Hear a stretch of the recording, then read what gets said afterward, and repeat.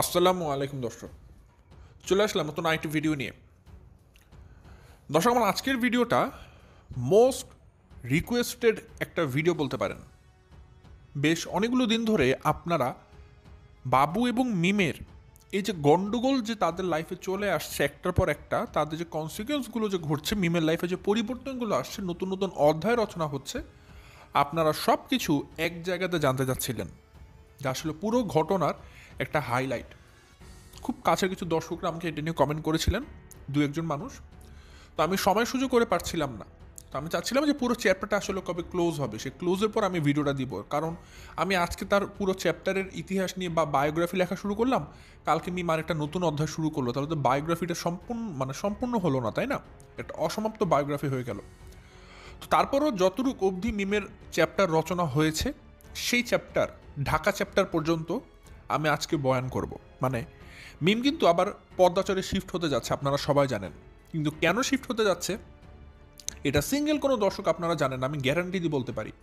সে কারণটা আমি আজকে তুলে ধরবো যে মিম আসলে কেন পদ্মাচরে আবার শিফট হবে, আর মিমের লাইফের অতীত, বর্তমান, ভবিষ্যৎ, এ সব কিছু মিলিয়ে যে একটা অধ্যায় রচনা মিম এতদিন ধরে করেছে, খুব সুন্দর করে ভয়ানক রকমের একটা মাস্টার প্ল্যান মিম করেছে, সব কিছু আজকে আমি খোলাসা করব।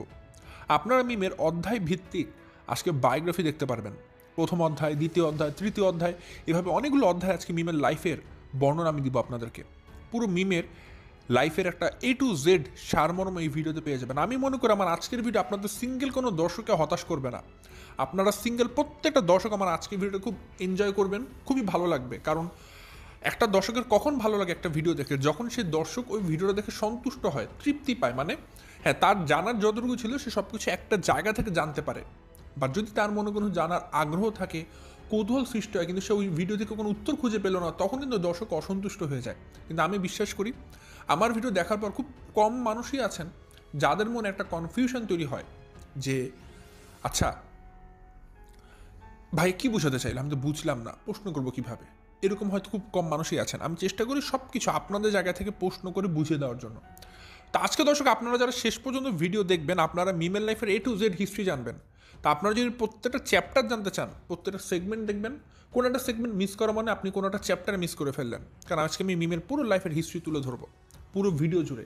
এবং এর মধ্যে থেকেই আপনারা অনেকগুলো ঘটনা সম্পর্কে হঠাৎ করে দেখবেন নতুন জানছেন। এবং আমি আজকে কিছু ভিডিও ফুটেজের লিঙ্কও দিব, সেগুলো আপনারা দেখে আসবেন কষ্ট করে। সেই ভিডিও ফুটেজগুলো আমি সবগুলো ভিডিও ফুটেজের লিঙ্ক দিয়ে দেবো, কারণ আজকে একটা না দুটা নয়, কয়েকটা ভিডিও ফুটেজের লিঙ্ক দিব। সো দর্শক, আশা করব সেই সব আপনারা আমার সঙ্গে থাকবেন, পুরো ভিডিওটা মনোযোগ সহকারে দেখবেন। সো দর্শক, বেশি কথা না বাড়িয়ে চলুন শুরু করা যাক আমার আজকের ভিডিও। ভিডিও শুরুতে বলে রাখি, আপনারা যারা নতুন এখন পর্যন্ত আমার চ্যানেলকে সাবস্ক্রাইব করেনি অবশ্যই করে দিবেন, আর যারা ভিডিওটা দেখছেন লাইক দিয়ে ভিডিওটি দেখা শুরু করবেন। দর্শক, আমি আমার ভিডিওর মূল কথা শুরু করে দেই। ভিডিও শুরুতেই চলে আসি মিমের লাইফ সাইকেলে। থাকে না, আমরা কিন্তু ছোটোকালে বিভিন্ন জিনিস পড়েছিলাম আমাদের স্কুল কলেজ লাইফে। যেমন মনে আছে সবার, আমরা এইচএসসিতে সম্ভবত মনে আছে, এইচএসসিতে কিন্তু আমরা পড়েছিলাম যে ম্যালেরিয়ার জীবনচক্র, এবং সেখানে আমরা কিন্তু ম্যালেরিয়া জীবনচক্রের 2টা অধ্যায় দেখেছিলাম। আবার একইভাবে আমরা কিন্তু বিভিন্ন প্রাণীর জীবনচক্র পড়েছিলাম, ঠিক আছে, গোলকৃমির জীবনচক্র পড়েছিলাম আমরা বিজ্ঞানে। তো এরকম অনেক কিছু জীবনচক্র আছে, সাইকেল আকারে ঘুরতে থাকে, ঠিক আছে, ডিম থেকে শুরু করে একদম অ্যাডাল্ট লাইফ পর্যন্ত, বংশবিস্তার করা পর্যন্ত কীভাবে হচ্ছে প্রত্যেকটা ঘটনা, প্রত্যেকটা সেগমেন্ট, তাই না? তো এইভাবে মিমের তো আর আমরা ভ্রূণ অবস্থাতে যেতে পারবো না। ভ্রূণ অবস্থাতে যেতে হলে মিম আসলে মিমের বাবার কাছে যেতে হবে। মিমের বাবা, মিমের মা কবে বিয়ে করেছে, কবে ফুলশয্যা হয়েছে, সেই সমস্ত জায়গায় যেতে হবে। সেটা তো ভাই আমাদের আর জানা কোনোভাবে সম্ভব না। তো মিমের ডিম্বককাল থেকে শুরু করে আমি বর্ণনা করতে পারবো না, যদি আমরা জানি মানুষের ডিম্বক কোনো সাইকেল হয় না। তো মিমের ওই ভ্রূণগত অবস্থার জীবনচক্র আমরা জানবো না। আমরা মিমের অ্যাডাল্ট লাইফ সম্পর্কে জানবো যখন থেকে মিমের সানির সাথে বিয়ে হয়েছে। আচ্ছা, মিমের সাথে সানির বিয়ে হওয়ার পর মিম যথেষ্ট ভালো ছিল দর্শক। প্রথমত, মানুষকে নিয়ে খারাপ কথা বলার আগে মানুষের ভালো কথা বলা উচিত। সবসময় দোষ কেন বলবো? মানুষ যা করেছে আমরা সেটাই বলবো। একটা মানুষকে খারাপ বানানোর জন্য সে যতটুকু করেছে অতটুকু ইনাফ, এক্সট্রা বাড়িয়ে বলার কোনো প্রয়োজন আমি দেখি না। কারণ মিমরা তিশারা যা করেছে এটাই তার পাপে জর্জরিত। এর চাইতে বেশি যদি আমি বানিয়ে বলি, ওটা আমার কাছে মনে হবে যে অকারণে বলছি, কারণ তাদের পাপের তো শেষ নেই। তো ঘটনা যেটা হচ্ছে দর্শক, মিম যখন সানির সাথে বিয়ে করে, প্রথম একটা কথা বলে রাখি দর্শক, হয়তো শুরুর দিকে কিছু ঘটনা আপনাদের কাছে শুনতে বোরিং লাগবে, কিন্তু বোরিংনেসের মধ্যেও আপনার অনেকগুলো ইনফরমেশন ছোটো ছোটো খুঁজে পাবেন, কারণ এগুলো তো আপনারা অনেকে জানেন, এই জন্য হয়তো শুনতে হয়তো বোরিং লাগতে পারে, আপনারা মেইন পার্টটুকু দেখার জন্য হয়তো বসে থাকবেন, বাট আপনারা এই শুরু থেকে যদি শুনে আসেন দেখবেন যে ঘটনাটা সিকোয়েন্স পেয়ে যাবেন। তো মিম যখন সানের সাথে বিয়ে করে খুব ভালো সংসার করছিল সানের সাথে, তার সংসারে খুব একটা দোষ ছিল না। তাহলে সমস্যার সূত্রপাত কোথায়? দর্শক, একটা জিনিস আছে, আপনি দেখুন একটা যে গরিব মানুষ আছে, দুস্থ মানুষ আছে, ধরুন একটা রিক্সাওয়ালা হতে পারে, একটা দৈনিক দিনমজুর হতে পারে, তার জীবনে যাবেন, সে দেখবেন তার জীবনে সে খুব সুখে আছে, হয়তো দিনে 200 300 500 যাই কামায় না কেন সেটা দিয়ে তার ছোটো সংসার সে চালিয়ে নিচ্ছে। একজন রিক্সাওয়ালা দেখবেন মামা বা চাচা বা আমাদের বাবার বয়সী যারা আছেন, সুন্দর মতো তার সংসার চালিয়ে নিচ্ছে, হয়তো অভাবনটার সংসার, কিন্তু এক ছাদের নিচে বসে সন্তান স্ত্রীকে নিয়ে খেয়ে পরে দিন চালিয়ে যাচ্ছে কোনোভাবে।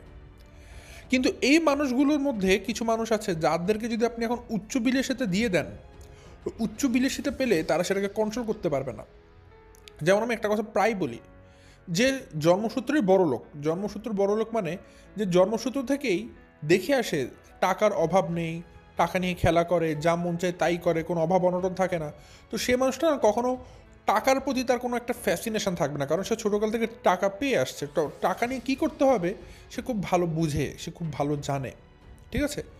কিন্তু একটা গরিব মানুষ, তাকে যখন আপনি উচ্চ বিলাসিতা দিবেন, যে অঢেল টাকা দিবেন, যে টাকা আসলে সে ডিজার্ভ করে না, তখন সে আসলে বুঝে উঠতে পারবে না যে আমি এত টাকা দিয়ে কী করবো, কারণ তো সে জীবনে কোনো দিন এত টাকার মুখ দেখেনি, এত একসাথে এতগুলো টাকা সে কোনো দিন শুটকি মাছের বেশি একটা তাজা মতে ভাত খেতে পারেনি। তাকে যদি আপনি এখন লক্ষ লক্ষ টাকা হাতে ধরিয়ে দেন, সে তো বিপদগামী হয়ে যাবে, সে বুঝতেই পারবে না টাকা নিয়ে তার এখন কী করা উচিত। সে মনে করবে কি জানেন, আরে বাবা, আমার কাছে টাকা এসেছে মানে আমি এখন দেশের প্রধানমন্ত্রী, আমি এখন প্রাইম মিনিস্টার, সে নিজেকে এরকম মনে করবে, সে অন্য লেভেলে মনে করবে, নিজের মধ্যে একটা অহংকার বোধ বেড়ে যাবে, কারণ সে বললাম তার কাছে এতদিন তো টাকা ছিল না, হঠাৎ করে সে যখন টাকার মুখ দেখবে, সে ওই টাকার প্রতি একটা অহংকার নিয়ে আসবে, যে আমার এত টাকা আছে, আমি অহংকার চলে আসবে তার ভিতরে অটোমেটিক।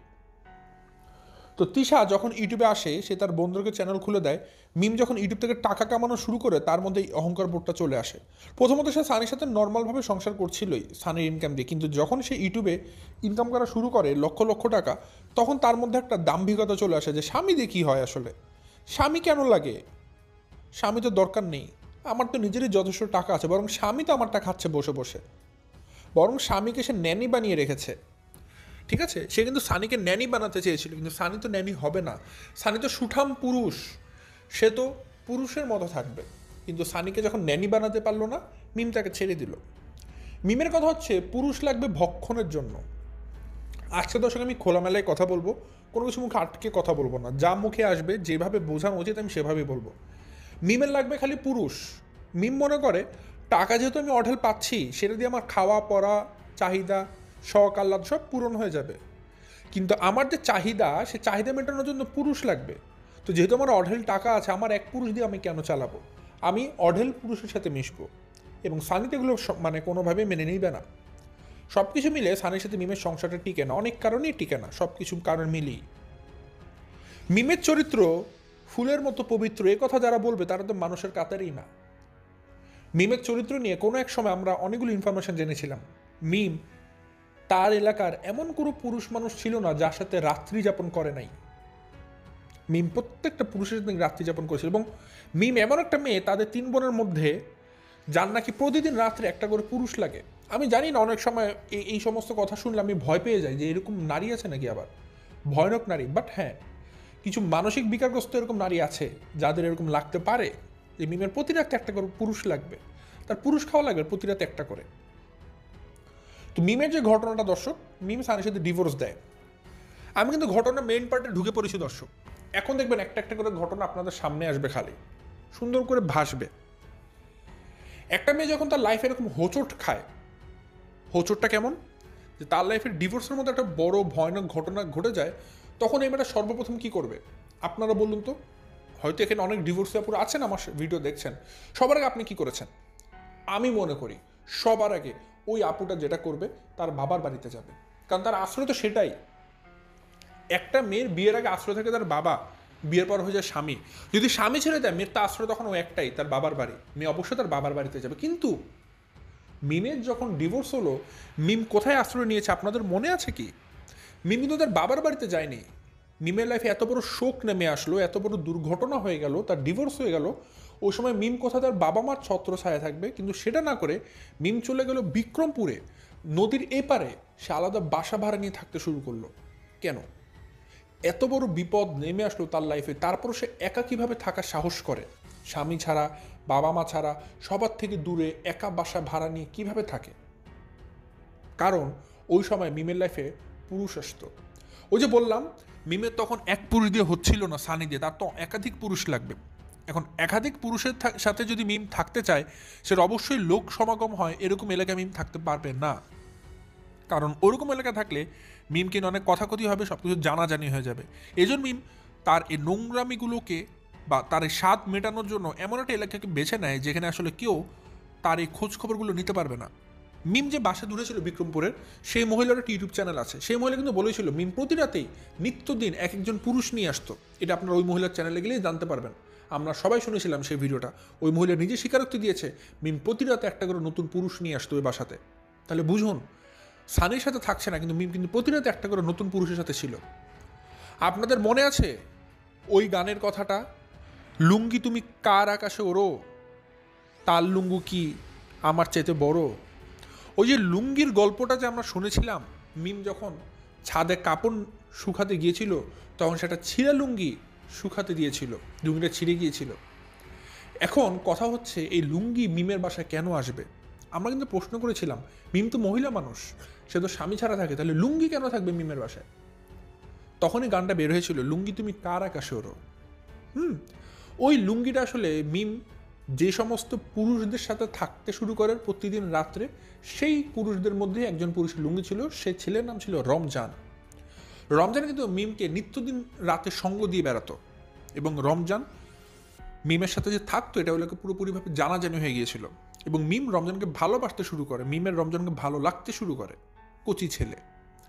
কিন্তু রমজানের মা যখন এই ঘটনাটা জেনে যায় বা এলাকাতে জানাজানি হতে শুরু করে, রমজানের মা আস্তে করে রমজানকে ধরে বিয়ে দিয়ে দেয়। তখন কিন্তু মিমের লাইফে শোকের মাতম শুরু হয়ে যায়। খেয়াল করে দেখবেন, মিম কিন্তু রমজানের বিয়েতে কান্নাকাটি লাগিয়ে দেয়। হাস্যকর কথা ছিল, মিম রমজান বিয়েতে কান্নাকাটি করছিল, কারণ প্রাক্তন প্রেমিককে সে কোনোভাবেই তার নিজের করে নিতে পারেনি। এটা মিমের লাইফে একটা বড় ছ্যাঁকা ছিল, ছ্যাঁকা খেয়েছিল মিম রমজানের কাছ থেকে। তো যাই হোক, রমজান বিয়ে করে পরনারীর হাত ধরে চলে যায়। মিম তখন আবার সিঙ্গেল মাদার হয়ে যায়, এবং তখন মিমের লাইফে আবার পরিবর্তন আসে। মিম কি করে? মিম ভাষণ দিতে বসে। শুনুন মিমের ভাষণের সে অংশ, আমি আপনাদেরকে অল্প করে বলি। মিম বলছিল যে আপনারা আমাকে অনেক সাপোর্ট করেছেন, আপনাদের জন্য আজকে আমি এত দূরে এসেছি, আপনারা সামনেও করবেন। আমি তো সিঙ্গেল মাদার, আপনারা জানেন। এই বাসাতে আমার অনেক স্মৃতি আছে। কোন বাসার কথা বলছে মিম? বিক্রমপুরের বাসা, যেটা সে একা থেকেছে এতদিন রমজানের সাথে। বলে এই বাসাতে আমার অনেক স্মৃতি আছে। এই বাসাতে যদি আমি চিৎকার করে কান্না করে ফাটিয়ে ফেলি, কোনো মানুষ বাইরে শুনতে পারবে না। বুঝতে পারছেন দর্শক মিম কেন বলছে? কারণ মিম তো প্রতিরাতের পুরুষ নিয়ে আসে, সবসময় তার সহ্য করা যায় না। তো মিম যদি পুরুষের সাথে অন্তরঙ্গ হওয়ার মুহূর্তে চিৎকার চেঁচামেচিও করে, কোনো মানুষ শুনবে না তাকে বাঁচানোর জন্য, কোনো মানুষ আসবে না।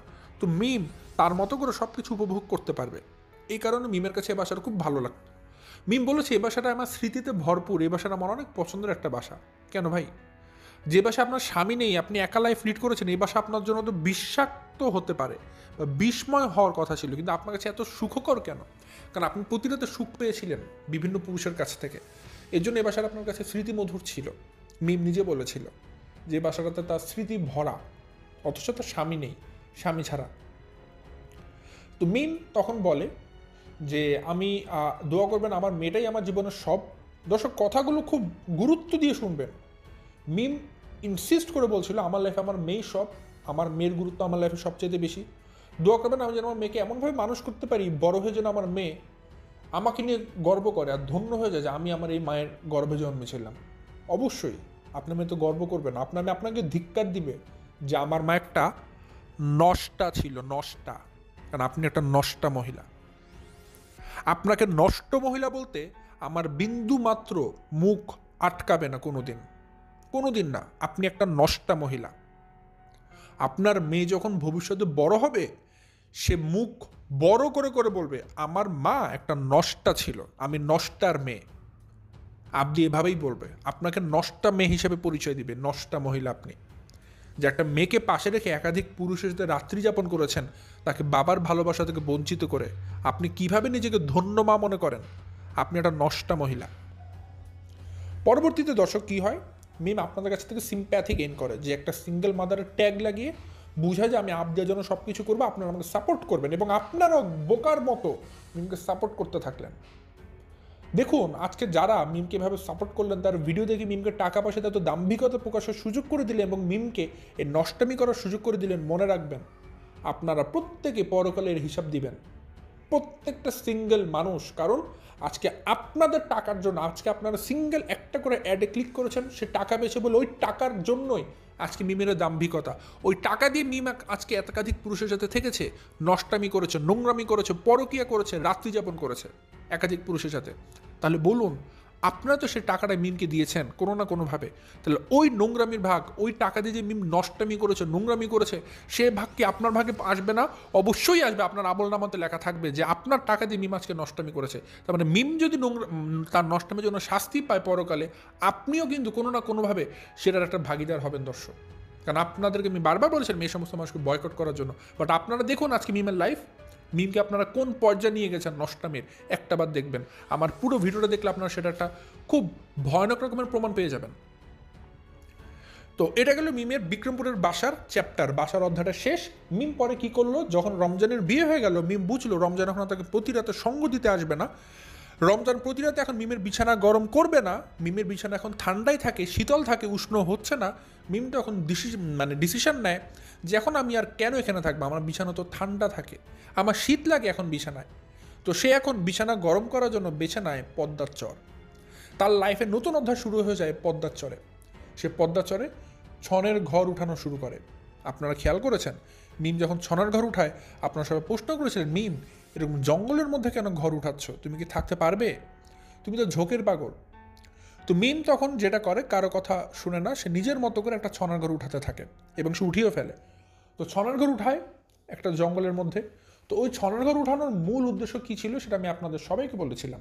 ছনার ঘর উঠানোর মূল উদ্দেশ্য ছিল মিম এখানে মানে সর্দারনি হয়, ওই যে বলে না দেহ ব্যবসা করার জন্য যে একটা হোটেল ভাড়া, সেটা করতে চেয়েছিল গ্রামে গঞ্জে, যে প্রতি রাতে সেখানে এরকম ভাড়া দিবে নারীদেরকে পুরুষদেরকে একসাথে থাকার জন্য, এবং সে টাকা নেবে। এবং মিম নিজেও সেখানে সেই কাজের জন্যই থাকা শুরু করেছিল, এবং সেখানে মিম সর্বপ্রথম বাবুকে দিয়ে ট্রায়াল শুরু করেছিল। কিন্তু ওইটাই ছিল মিমের লাইফের একটা টার্নিং পয়েন্ট। বাবুর সাথে যখন মিম থাকতে শুরু করে দেয়, মিমের তখন বাবুকে ভালো লাগতে শুরু করে দেয়, কারণ দেখলো বাবু প্রতিনিয়তই মিমকে খুশি করতে থাকে, সন্তুষ্ট করতে থাকে, এবং মিম বাবুর উপর পুরোপুরিভাবে সন্তুষ্ট ছিল। এবং টানা 1 মাস বাবুকে পরীক্ষা নিরীক্ষা করেছে, বাবুকে দেখেছে বাবু আসলে কেমন পুরুষ, সুঠাম দেহের পুরুষ নাকি দুর্বল পুরুষ। মিম দেখেছে বাবু পারবে, বাবু সব কিছুই পারবে। কারণ আমি একটা কথা বলেছিলাম, মিমের একটা ফোবিয়া আছে, মিমের প্রতি রাতেই একটা করে পুরুষ লাগে। এখন কোনো পুরুষ তো আসলে মিমের চাহিদা পূরণ করতে পারবে না। তো মিমের জন্য বাবুকে পরীক্ষা করে দেখলে 1 মাস বাবু পারবে, তার পরীক্ষায় পাশ করেছে বাবু। এই জন্য মিম তার জীবন সঙ্গী হিসেবে বাবুকে বেছে নিল আর কি, সে বাবুকেই বিয়ে করবে। তো ঘটনা যেটা হয়, পদ্মার চরে মিম যখন ওই ছনের ঘরটা করে, ওই ছনের ঘর করার পর সে মিম পদ্মাচরে শিফট হয়। এবং পদ্মাচরে শিফট হওয়ার সময় মেইন দুটো লাইন আমি বলি, সে কেন শিফট হয়েছিল। সে কী বলেছিল, যে আমি সিঙ্গেল মাদার, আমার একটা মেয়ে আছে, এখানে আমার মেয়ে একা একা থাকে, হয়তো মানসিক বিকাশ হবে না, এখানে হয়তো কোনো মানুষ দেখে না, কোনো আত্মীয় থাকে না, সে দুঃখে থাকে, কষ্টে থাকে, খেলার সাথী পায় না। তো আমি যদি গ্রামে যাই, সেখানে আবু তালহা তানহাকে পাবে, আমার মাকে পাবে, দাদি নানুকে পাবে, তো সেখানে সে একটু ভালো থাকবে, এটা বলে সে পদ্মাচরে গিয়েছে। এবং সে আরও একটা কথা বলেছে, আমার খরচ কমানো লাগবে, আমার সেভিংস করতে হবে, যে আমি সব টাকা খরচ করলে তো হবে না, আমার মেয়ের একটা ভবিষ্যৎ আছে, আমি যদি এভাবে থাকি আমার অনেক খরচ, আমি পদ্মাচরে গিয়ে থাকলে আমার খরচ কমে যাবে, খরচ কমে গেলে আমি সেভিংস করতে পারবো। মেয়ে কথাগুলো স্পষ্টভাবে বলেছিল, আমি আপনাদেরকে ভিডিও লিঙ্কও দিয়ে দিব। তো পদ্মাচরে গেল সে খরচ কমানোর জন্য আর তার মেয়েকে সঙ্গ দেওয়ার জন্য। পদ্মাচরে গিয়ে কী করলো, সে ছনার ঘর উঠালো, ছনার ঘর উঠিয়ে সে আবার সে ঢাকায় এসে ঘোরাঘুরি শুরু করলো তার মেয়েকে তার মায়ের কাছে দিয়ে। তখন আমরা বুঝতে পারলাম মিমের উদ্দেশ্য ছিল তার মেয়েকে তার মায়ের কাছে রেখে আসা, নানুর কাছে রেখে আসা, এবং সেটা সে করতো। কী লাভ হলো, মিম বাবুর সাথে ফষ্টি নষ্টি করা শুরু করলো। এখন মিম চিন্তা করলো, এখন বাবুর সাথে থাকতে থাকতে সে গ্রামে একজন ধরা খেয়ে যায়। গ্রামের মানুষজন বুঝে যায় মিম নষ্টামি করছে। মিমকে আর বাবুকে চুনকেলি মেখে গ্রাম ছাড়া করে এবং বলে দেয় এই গ্রামের জন্য তারা কোনোদিন বাবু আর মিমকে না দেখে। তো তারা ঢাকায় চলে আসে এবং ঢাকায় এসে দেখবেন মিম কিন্তু শারমিনের হাত ধরে খুব দ্রুত একটা বাসা খুঁজে নেয়। ঠিক আছে, ওই বাসাতে মিম ট্যাগ দেয় কি সে সিঙ্গেল মাদার হিসেবে থাকবে। এবং ঢাকায় শিফট হওয়ার সময় মিম আবার আপনাদেরকে ভাষণ দেয় পদ্মাচরে বসে যে আমার মেয়ে এখানে কোনো লেখাপড়া করতে পারছে না, কোনো ভবিষ্যৎ নেই, গ্রামে কী আর ভবিষ্যৎ হবে, কোনো লেখাপড়ার মান ভালো না, আমি চিন্তা করেছি আমার মেয়েকে আমি ইংলিশ মিডিয়াম স্কুলে পড়াবো। দেখুন এমন এমন অজুহাত দেয় যে আপনারা মিমকে দোষও দিতে পারবেন না। ইংলিশ মিডিয়াম স্কুল কি আর গ্রামে আছে? তবে তার ঢাকাতেই আসতে হবে। মিম বলছে আমি আমার মেয়েকে ইংলিশ মিডিয়াম স্কুলে পড়াবো, এর জন্য আমার ঢাকায় যেতে হবে। আপনারা আমাকে সাপোর্ট করবেন যেন আমি আমার মেয়ের দেখভাল করতে পারি। আবার আপনাদের একটা সিম্প্যাথি গেইন করলো, সে ঢাকায় আসলো। আজকে আমি আপনাকে প্রশ্ন করতে চাই দর্শক, এই যে আবদিয়াকে যে বারবার সামনে আনছে একটা হাতিয়ার হিসেবে ব্যবহার করছে, সেই আবদিয়াকে কি ইংলিশ মিডিয়াম স্কুলে ভর্তি করিয়েছে? ইংলিশ মিডিয়াম বাদ দিলাম, একটা সামান্য প্রাইমারি ফ্রি স্কুলেকে আবদিয়াকে ভর্তি করিয়েছে? করায়নি তো। যে আবদিয়ার জন্য মিমের এত আয়োজন, আবদিয়ার জন্য কিন্তু তার সব কিছু করে, সে আবদিয়ার গলায় কি একটা স্বর্ণের চেন আছে বাচ্চা মানুষ হিসেবে? একটা আবদিয়ার হাতে কি চুরি আছে? নেই তো। কিন্তু সেই টাকাগুলো যেগুলো সে আবদিয়াকে দিয়ে দিয়ে কামাই করেছে সবগুলো নিজের ভাগের জন্য খরচ করেছে। নিজে তার বিয়েতে খরচ করছে, সোনা দানা কিনছে, নিজের মতো করে চলাফেরা করছে, নিজে শখ আহ্লাদ পূরণ করছে। কিন্তু আবদিয়ার জন্য কিচ্ছু করছে না, কিচ্ছু করছে না। কিন্তু আপনারা দিনের পর দিন খালি টাকা দিয়েই যাচ্ছেন মিমকে। কি হচ্ছে আবদিয়ার জীবনে? মিম ঢাকায় আসলো, শারমিনের মাধ্যমে একটা বাসা ঠিক করলো। সেই বাসাতে সে একা থাকা শুরু করলো, বাট সেটা বাবুকে নিয়ে। আপনারা কেউ জানতেন না। পরে যখন রোস্টিং শুরু করলাম বাবুকে নিয়ে, মিমকে নিয়ে, তখন মিম একটা সময় বলে দিল যে আমরা বিয়ে করতে যাচ্ছি, বিয়ে করব। ঠিক আছে, এবং রাতারাতি তারা খুব বিয়ে করে ফেলে দ্রুততার সাথে। কারণ ওই এলাকাতে জানাজানি হয়ে গেছিলো যে মিম লিফট উদার করছে বাবুর সাথে। এর জন্য এলাকাতে যেন নাম খারাপ না হয়, এলাকা ছাড়া যেন না হয়, তাড়াতাড়ি বাবুর সাথে বিয়ে করে ফেলে, কোনো মতে খালি কলেমা পড়ে ফেলে। এবং পরবর্তীতে বিয়ের একটা আলাদা অনুষ্ঠান করেছে। আচ্ছা, বাবুর সাথে ঢাকায় থাকছে। এখন সর্বশেষ মিম বলেছে কি, মিম এখন আবার পদ্মার চরে যাবে। সে এখন আবার পদ্মার চরে যাবে। দর্শক, এই যে মিমের লাইফের যে কয়েকটা অধ্যায়, প্রত্যেকটা অধ্যায়তে সে আবদিয়াকে মানে অস্ত্র বানিয়েছে। কিভাবে? সে যখন বিক্রমপুরে ওঠে, রমজানের জন্য ওঠে, নাম দেয় আবদিয়া। কি? আবদিয়াকে সে আলাদা পরিবেশ দিবে। পরে বিক্রমপুরে তার যখন রমজান তাকে ছ্যাঁকা দিয়ে চলে যায়, সে বলে আবদিয়ার এখানে ভালো লাগছে না, আবদিয়ার একটা মানুষজন লাগবে, খেলার সঙ্গী সাথী নেই, গ্রামে চলে যাব মায়ের কাছে। গ্রামে গেল। গ্রামে গিয়ে সে এখন বাবুর সাথে ধরা খেলো পরকীয়া, মানে নষ্টামি করতে গিয়ে, এলাকা ছাড়া হবে। তখন সে কি আপনাদেরকে বললো যে আমি আমার মেয়েকে ইংলিশ মিডিয়াম স্কুলে পড়াবো, এখানে কোনো ভালো ইংলিশ মিডিয়াম স্কুলে আমি ঢাকাতে শিফট হবো। আসলে ঢাকাতে আজ অবধি 2025 সালে জানুয়ারি মাস চলে, শেষ হতে যাচ্ছে, আবদিয়াকে কোনো দিন সে বলেছে মিম স্কুলে ভর্তি করাবে? বই নিয়ে বসিয়েছে আবদিয়াকে? একদিনও বসায়নি। কিন্তু আবদিয়ার নাম দিয়েছে। এখন আবার মিম কি ডিসিশন নিয়েছে? সে আবার গ্রামে বাড়িতে চলে যাবে, গ্রামে জায়গা জমি কিনে বাড়ি করে সেখানে থাকবে। এখন আবদিয়াকে ইংলিশ মিডিয়াম স্কুলে কীভাবে পড়াবে? মিমনা বলেছিল সে আবদিয়াকে ইংলিশ মিডিয়াম স্কুলে পড়াবে, ভালো শিক্ষা দিবে। গ্রামে গেলে সে আবদিয়াকে শিক্ষা কীভাবে দিবে? আমার তো প্রশ্ন, সেখানে কি ইংলিশ মিডিয়াম স্কুল মানে স্কুল আছে? এখন আমি মিমকে প্রশ্ন করতে চাই, গ্রামে যাওয়ার পর মিম কী অজুহাত দিবে? ইংলিশ মিডিয়াম স্কুল ভালো না, নাকি এটা বলবেন দর্শকরা আপনারা তো অনেকে বলেছেন ইংলিশ মিডিয়াম স্কুলে ভর্তি করায়েন না, এই জন্য আমি গ্রামে চলে এসেছি, আমি এখানে বাংলা মিডিয়াম স্কুলে দেবো। আপনার তো কোনো অজুহাতের শেষ নেই। আপনার তো যা মন চায় খালি বলতে থাকেন গাঁজাখোরের মতো। একটা মানুষ নেশা করে যেভাবে কথা বলে আপনারা সেভাবে কথা বলেন। তো মিম এখন সেই কাজটাই করছে, মানে আবদিয়াকে পুরোপুরিভাবে একটা অস্ত্র বানিয়েছে।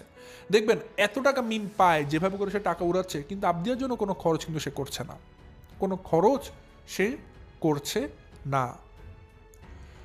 সবচেয়ে মজার কথা, একটা কথা মিম ভিডিওতে বলেছিল, আমি সেটা লিঙ্ক দিয়ে দিব আপনাদেরকে। মিম বলেছিল, মানে সানি যখন নতুন বিয়ে করছিল আরেকটা, বলছিল আমি কখনো বিয়ে করব না, আমি কখনো আর দ্বিতীয় বিয়ে করব না, কারণ আমি যদি এক পুরুষের কাছ থেকে ধাক্কা খেয়েছি আমি আর কাউকে বিশ্বাস করতে পারবো না, আমি আর কোনোদিন বিয়ে করব না, আমি আমার মেয়েকে নিয়ে থাকবো, আমি আমার মেয়ের জন্য সব, আমি সিঙ্গেল মাদার হয়েই থাকবো। মিমের কথাটা বলেছিল। অথচ মিম বসে বসে রাত্রেবেলা বিছানা গরম করে আরেকজনের সাথে, আর এখন পার্মানেন্টলি বিছানা গরম করার জন্য বাবুকে নিয়ে এসেছে। চিন্তা করুন তাহলে কেন মিমি এই ধাপ্পাবাজিগুলো করেছিল আপনাদের সাথে, যে আমি আর বিয়ে করবো না, সিঙ্গেল মাদার থাকবো, এখন ঠিকই বিয়ে করছে। এই যে কাজগুলো করেছে, এগুলো করে আপনাদের মানে কাছ থেকে সিম্প্যাথি নিয়ে, আপনাদের কাছ থেকে ভিউ আদায় করে সে টাকা পয়সা কামিয়েছে। এখন সে সেগুলো নিজে ফুর্তি করছে। আবদিকে কোনোদিন ভালো খাবার খাওয়ায় না, কোনো গোল্ডের গয়নাপাতি কিনে দেয় না, কোনো ভালো জামা কাপড় কিনে দেয় না, কিছুই করে না, খালি নিজের পিছনে খরচ করে, খালি টাকা উড়াচ্ছে। এই টাকাগুলো কে দিচ্ছে? আপনারা দিচ্ছে। আজকে আপনারা দর্শকরা যদি একটা দিন খালি শক্ত হয়ে বলেন মিম আজকে থেকে তোর ভিডিও দেখবো না, দেখবেন পরের দিন তার দাম্ভিকতা কই যায়। আমি আপনাদেরকে লিখিতভাবে গ্যারান্টি দিচ্ছি, নিয়ে আসুন একটা স্ট্যাম্প পেপার, আমি সাইন করে দিচ্ছি আপনাদেরকে, দাম্ভিকতা একদম রাস্তায় নেমে আসবে। খালি আপনারা একটা দিন ভিডিও দেখা বন্ধ করে দিন। আপনারাই তাকে আজকে অপরাধ কর্মে লিপ্ত হওয়ার জন্য সবচেয়ে বেশি প্রশ্রয় দিচ্ছেন, সবচেয়ে বেশি ইন্ধন যোগাচ্ছেন। কারণ বুঝবেন দর্শক, টাকা না থাকলে মানুষ 1 সেকেন্ড চলতে পারবে না। আপনারা দর্শকরা মিমকে এই পরিমাণ টাকা দিয়েছেন, মিম এখন লাইন ছাড়া বেলিয়ানে চলে গিয়েছে। আপনারা যদি কঠিনভাবে মিমের ভিডিও দেখা বন্ধ করে দেন, দেখবেন আপনাদের জীবনটা সুন্দর হবে। আর আপনারা যদি মিমের ভিডিও দেখতে থাকেন, আমি বলে দিলাম আজকে আপনাদেরকে জানিয়ে দিলাম, যারা যারা ভিডিও দেখবেন প্রস্তুত হতে থাকুন পরকালের জন্য। মিম যতগুলো নষ্টামি করবে, যতগুলো নষ্টামি করেছে আর ভবিষ্যতে করার মেন্টালিটি নিচ্ছে, সবগুলোর ভাগিদার কিন্তু সমানভাবে আপনারাও নেবেন। যদি কারা আমলনামা ভাবেন যে একদম ফ্রেশ, আমি 5 ওয়াক্ত নামাজ পড়ি, খালি একটু মিমের ভিডিও দেখি আর একটু অ্যাডে ক্লিক করি, মনে রাখবেন ওটাই আপনার আমলনামা ধ্বংস করে দিবে। কারণ মিম যে সমস্ত নোংরা অপরাধকর্মে লিপ্ত হয়, সেগুলোর সাথে যদি আপনার নিজের নাম জড়ায় যায়, একটাবার ভাববেন কতটা লজ্জা নিজেকে লাগবে যে মিম যে কাজগুলো করে। দর্শক, মিমের যে ঘটনাগুলো বললাম, একটা একটা করে চ্যাপ্টার বলেছি, সর্বশেষ কি বললাম, সে এখন গ্রামে যাবে, তাই না?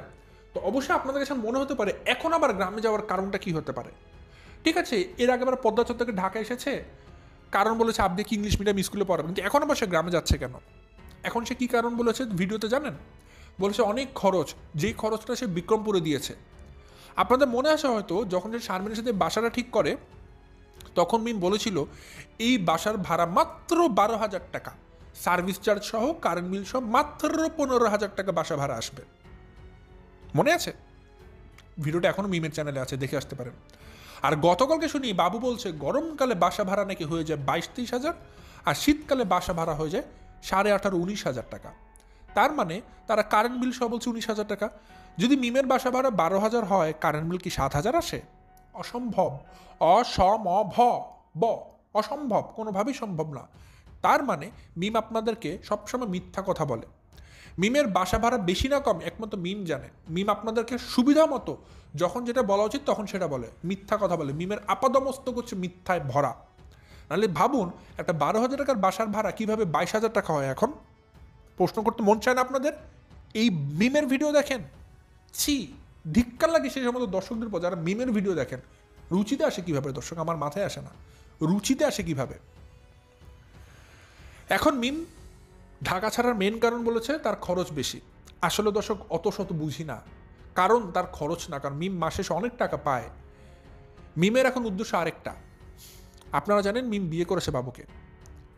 মিম এখন বাবুকে আলাদা করতে চায়। এই বাবুকে নিয়ে যদি সে ঢাকায় থাকে, আপনারা বারবার খালি বলেন আপনি কেন শ্বশুর বাড়িতে যান না। তো মিম চিন্তা করেছে আমি যদি একদম পার্মানেন্টলি ঢাকা ছেড়ে দেই, তাহলে তো আমাকে আর কেউ প্রশ্ন করবে না, আমি একদম ঢাকা ছেড়ে চলে যাব। কিন্তু বাবুকে আমি তার মায়ের সাথে মিশতে দেবো না, তার পরিবারের সাথে মিশতে দেবো না, আমি বাবুকে নিয়ে আলাদা থাকবো। এটা মিমের একটা টেন্ডেন্সি সবসময় ছিল, সানির সাথে সংসার করার অবস্থায় ছিল। এটা মিমের একটা খুব খারাপ আচরণ। সে যাকে বিয়ে করবে তাকে মাত্র তাকে হাতের মুঠায় রাখতে চায়, তাকে তার বাপ মার সাথে একদম সম্পর্ক নষ্ট করে দেয়। কেন মিম যে বলছে অনেক খরচ, সে গ্রামে যাবে, আমার কথা, এত খরচ দিয়ে তাকে এখানে থাকতে হবে কেন? সে তার শ্বশুরবাড়িতে উঠুক, সে বিল্লালের সাথে একটা বাসা শেয়ার করুক। যাচ্ছে বিল্লাল একটা বড় বাসা নাও, 5-6 রুমের, আমরা দুজন মিলে বাসা ভাড়া শেয়ার করি, 20,000 টাকার বাসা নাও, আমি আর তুমি 10,000 করে দিই, দ্যাটস ইট। কি সুন্দর হয়ে যায়। শ্বশুর শাশুড়ি, ননস ননদ ভাসু সবাই একসাথে থাকবে। মিম কত মজা হবে। আব্দি একটা খেলার সঙ্গী পাবে, সারাফাত আছে ওখানে, বিল্লালের বউ কত আদর করে, তার নানি আদর মানে তার দাদি আদর করবে, কত মজা করবে আব্দিয়া। কিন্তু না, মিমের কাছে সহজ বুদ্ধি ভালো লাগে না, তার কাছে ভালো লাগে পেঁচানো বুদ্ধি। সে ঢাকায় ছেড়ে দিবে, সে ঢাকা ছেড়ে যাবে গ্রামে, শুধুমাত্র একটাই কারণ, ওই যে বাবুকে আলাদা করতে হবে। মিমের ঢাকা ছাড়ার এবারের প্রধান কারণ বাবুকে আলাদা করা। সে বাবুকে তার মায়ের সাথে দেখা করতে দিবে না। মনে রাখবেন মিম, যে বাবুকে তার মায়ের কোল খালি করছেন না, আপনিও একদিন খালি হবেন সব জায়গা থেকে। কারণ মিমের আসলে এটা নিয়ে গায়ে লাগবে না, কারণ মিম তো আসলে আব্দিয়াকে ভালোই বাসে না। তা আব্দি যদি মিমকে লাথি দিয়ে ফেলে দেয়, মিমের কোনো গায়ে আসবে না। চিন্তা করুন, মিম নাকি দ্বিতীয় বিয়ে করবে না কোনোদিন, বলছে আমি সিঙ্গেল মাদারই থাকবে, আমি কোনোদিন দ্বিতীয় বিয়ে করবে না। সে তো দ্বিতীয় বিয়ে করেছে, আবার পেটও বাজিয়েছে, গর্ভবতীও হয়েছে। যে জায়গায় আব্দি এখনো ঠিকমতো ভাতই খেতে পারে না, তাকে খাইয়ে দেওয়া লাগে, সে আরেকবার পেট বাজিয়েছে, গর্ভবতী হয়েছে। ভাবুন তো আব্দির জীবনটা কি হবে। আবদিয়ার ভবিষ্যৎটা কী হবে সেটা আবদিয়াকে সন্তান হিসেবে মনেই করে না মিম, মনেই করে না। অথচ এই আবদিয়াকে বিক্রি করে করে করে করে সে আজকে এতগুলো লক্ষ লক্ষ টাকার মালিক হয়েছে। আপনারা বলুন দর্শক, এগুলো কি সময়ের সাথে সাথে সহ্য করা যায়? আপনারা সহ্য করতে পারছেন? আমি তো পারছি না। আমি খালি ভাবছি দর্শক, আপনারা কেন এত বড় ভুল করলেন? কেন তাদের ভিডিওটা দেখলেন? যদি আজকে তাদের ভিডিওগুলো না দেখতেন, অ্যাটলিস্ট মিমেরটা, মিম এত অন্যায় অপরাধ কর্মে লিপ্ত হতে পারতো না। কোনো দিনই পারতো না দর্শক, কোনো দিনই পারতো না, যদি আপনারা একটু শক্ত হতেন। আমি জানি না আমার ভিডিও হয়তো কজন দেখবেন, আজকে কজন দেখবেন। আমি চাচ্ছিলাম যে অনেক মানুষ দেখুক, যাতে করে সবাই একটাবার আমার ভিডিও থেকে সচেতন হোক, মিমের ভিডিও অ্যাটলিস্ট দেখা বন্ধ করুক, আপনাদের জীবনটা সুন্দর হোক, ভবিষ্যৎটা সুন্দর হোক। টাকার গরমে মিম সম্পূর্ণভাবে এখন অপরাধ কর্মে লিপ্ত হয়ে গেছে। একটা নষ্টা মহিলা মিম। মিমকে আসলে নষ্টা মহিলা ছাড়া তার নাম ধরে ডাকা তো আমার কাছে মনে হয় পাপ। একটা নষ্ট মহিলা সে। যাক দর্শক, এই ছিল মিমের একটা লাইফের শর্ট হাইলাইট। যারা শুনতে যাচ্ছিলেন, ফুল প্যাকেজ এখানে ছিল, এবং সাথে একটা ইনফরমেশন দিয়ে দিলাম মিম কেন ঢাকা ছেড়ে আসলে গ্রামে যেতে চায়। এটার মুখ্য কারণ হচ্ছে কি বাবুকে আলাদা করা। এই জিনিসটার কারণটা আপনারা হয়তো অনেকে মাথায় ক্যাচ করতে পারছিলেন না, তো সেটা আমি আপনাদেরকে আবার জানিয়ে দিলাম। তো এই ছিল দর্শক আমার আজকের ভিডিও। বাট একটা কথা মিমকে বলে দিবেন, মিমের এত খরচ নিয়ে ঢাকা ছাড়তে হবে কেন? সহজ বুদ্ধি, সে তো পারে তার শ্বশুরবাড়ির সাথে একসাথে উঠতে, একই সাথে থাকতে, তাহলে তো খরচ কমে যায়। কেন মিমে কাজ করছে না প্রশ্ন করবেন। দর্শক, আজকে ভিডিও পর্যন্তই। আজ বিষয়টা বাড়াচ্ছি না, এখান থেকে বিদায় নিচ্ছে। সবাই ভালো থাকবেন, সুস্থ থাকবেন। আসসালামু আলাইকুম।